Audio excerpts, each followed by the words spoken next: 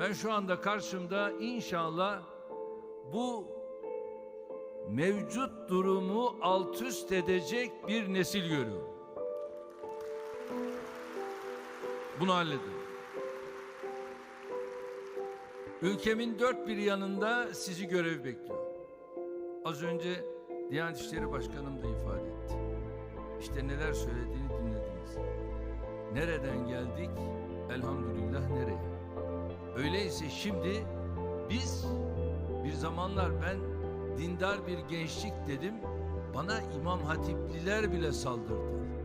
Geçmişinde İmam Hatip var. Nereden çıktı bu iş? Nereden çıktı bu tespit? Gibi sözde köşe yazarı onlar dahi bana saldırdı. Üstelik de İmam Hatip mezunu.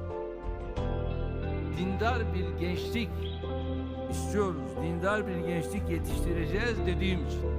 Bugün yine aynısını söylüyoruz. İnşallah dindar bir gençlik, dindar bir nesil sizin ellerinizde olacak.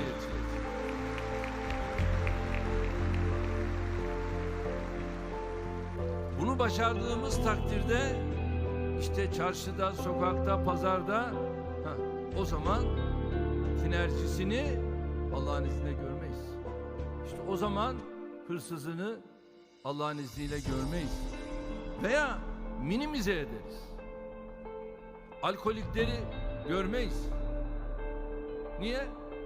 Çünkü dindar gençlik bilecek ki alkol haramdır. Dolayısıyla o yola tevessül etmeyecek.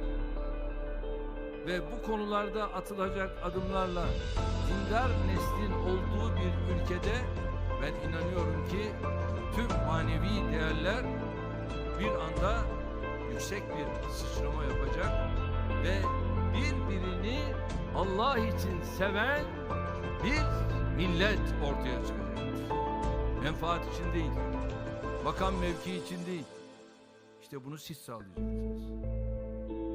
Ve bu adımları atma noktasında yeni bir sürecin içerisinde olmamız gerekiyor. Aksi takdirde